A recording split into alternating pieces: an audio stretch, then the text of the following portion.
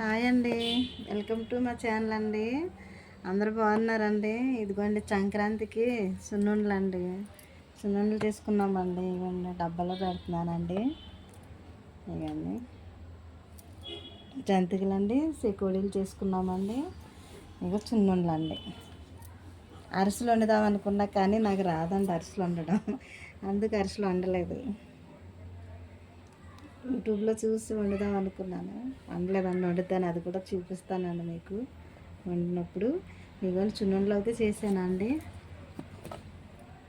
పెడుతున్నానండి డబ్బాలోనైతే.